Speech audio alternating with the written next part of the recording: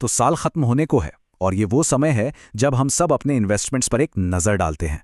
हमने सोचा क्यों ना 10 रुपए से 40 रुपए वाले शेयरों की दुनिया में जरा झांक कर देखें और समझें कि कहाँ मौके छिपे हैं और कहाँ पर जाल बिछा है। तो सवाल सीधा सा है, इन कम कीमत वाले शेयरों में से कौन सा 2026 का स्टार बनने वाला है और कौन सा एक डूबते जहाज की तरह साबित होगा? चलिए हमारे इस विश्लेषण में पता लगाते हैं। आज हम सबसे पहले ब्रेकआउट स्टॉक्स देखेंगे, फिर कुछ फंसे हुए काउंटर्स पर नजर डालेंगे, उसके बाद आएगी हमारी टॉप पिक, फिर वो स्टॉक्स जिनसे सावधान रहना है और आखिर में एक बहुत जरूरी टेक अवे।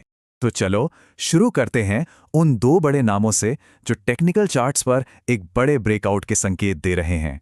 वोडाफोन आइडिया के लिए 12 रुपए का लेवल एक बहुत बड़ी दीवार की तरह था। ये स्टॉक बार बार इससे टकराता था और वापस आ जाता था। लेकिन इस बार कुछ टेक्निकल संकेत हैं जो बता रहे हैं कि ये दीवार शायद टूट सकती है। तो देखो टेक्निकल्स क्या कह रहे हैं। 10 रुपए 47 पर ब्रेकआउट हुआ और 12 रुपए 40 का टारगेट लगभग छू ही लिया है।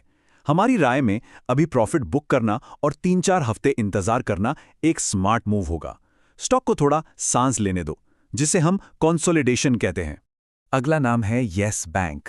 हाँ, इसके वैल्यूएशन सुधर रहे हैं, पर क्या ये फ्यूचर में एक स्टार परफॉर्मर बन पाएगा? इसका जवाब, जैसा कि अक्सर होता है, इसके टेक्निकल लेवल्स में छिपा है। ट्रेडर्स के लिए ये नंबर दिमाग में बैठा लीजिए, 23 रुपए 20 पैसे।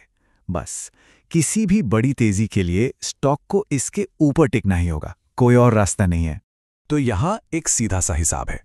अगर स्टॉक 23 रुपए और 20 पैसे के सपोर्ट को बनाए रखता है तो समझो एक नया दरवाजा खुलता है, और वो है 27 रुपए और 20 पैसे के लक्ष्य का। अब उन शेयरों की बात करते हैं जो सच कहें तो निवेशकों को फंसाने के लिए बदनाम हैं, भले ही उनमें कभी कभी अच्छी तेजी आ जाती हो। आर पावर में अभी अभी एक उछाल आया है, लेकिन ये अब एक ऐसे जोन में पहुंच रहा है जहां बहुत सारे सेलर्स बैठे हैं जो भाव को नीचे खींच सकते हैं। इसी को हम सप्लाई जोन कहते हैं, और बस यही तय करेगा कि ये आगे कहाँ जाएगा। इस काउंटर के लिए 42 रुपए 86 एक बहुत बड़ा रेजिस्टेंस लेवल है। मतलब यहां बिकवाली का प्रेशर बहुत ज्यादा है।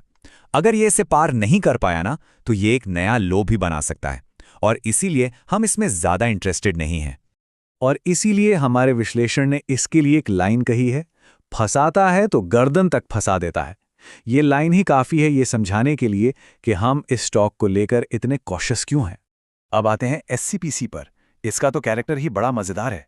ये 10% की छोटी छोटी दौड़ लगाता है, और जैसे ही निवेशक उम्मीद लगाते हैं ये वापस फिसल जाता है और उन्हें फंसा देता है। और हाल ही में देखिए इसमें वॉल्यूम में एक जबरदस्त असाधारण स्पाइक आया है, नॉर्मल से 1495% ज्यादा। इसका मतलब है कि एक्टिविटी तो बहुत है, लेकिन ये किसी पक्के ब्रेकआउट का सिग्नल नहीं है। तो बॉटम लाइन ये है, एससीपीसी में असली रैली तभी शुरू होगी जब ये 11 रुपए 20 के लेवल को पार करके उसके ऊपर टिकेगा। उससे पहले सब बस शोर है। और अब हमारी टॉप पिक, लेकिन रुकिए, इसमें एक ट्विस्ट है। हमारी ये पसंद एक शर्त पर टिकी है जो इसे और भी ज्यादा इंटरेस्टिंग बनाती है। देखिए इस प्राइस रेंज के ज्यादातर शेयरों के फंडामेंटल्स डावाडोल होते हैं, पर वेल्सपन स्पेशलिटी के साथ ऐसा नहीं है। इसके फंडामेंटल्स बिल्कुल सही जगह पर हैं। ईपीएस बढ़ रहा है, सेल्स ग्रोथ अच्छी है और मार्जिन्स भी सुधर रहे हैं। तो वो जादुई नंबर क्या है? वो है 43 रुपीज। बस अगर ये स्टॉक 43 रुपीज के ऊपर ब्रेकआउट देता है और उस दिन की क्लोजिंग भी उसके ऊपर होती है, तो ये हमारी वॉच लिस्ट में सीधा टॉप पर आ जाएगा। चलिए अब बात करते हैं उन शेयरों की जिनसे अभी थोड़ा सावधान रहने की जरूरत है। ये या तो बहुत ज्यादा रिस्क दिखा रहे हैं या फिर कुछ बाहरी वजहों से एक जगह पर अटके हुए हैं। स्पाइस जेट, यहां तो कहानी पूरी तरह से डाउन ट्रेंड की है। इसे 34 रुपए के लेवल से जोरदार रिजेक्शन मिला है। इसके सारे टेक्निकल इंडिकेटर्स, चाहे डेली देखो या वीकली, सब नीचे की तरफ इशारा कर रहे हैं। तो फिलहाल इससे दूर रहना ही समझदारी है। अब बात ट्राइडेंट की। इसकी कहानी थोड़ी फिल्मी है। इसकी अनोखी सिचुएशन को समझने के लिए हमने एक मजेदार कहावत का इस्तेमाल किया है, ये बेचारा फूफा जी का मारा। अब ये फूफा जी कौन है? ये फूफा जी हैं अमेरिका भारत का वो व्यापारिक मुद्दा जो सुलझ नहीं रहा और टेक्सटाइल सेक्टर को परेशान कर रहा है। तो जब तक फूफा जी मानेंगे नहीं, ये स्टॉक एक रेंज में ही फंसा रहेगा।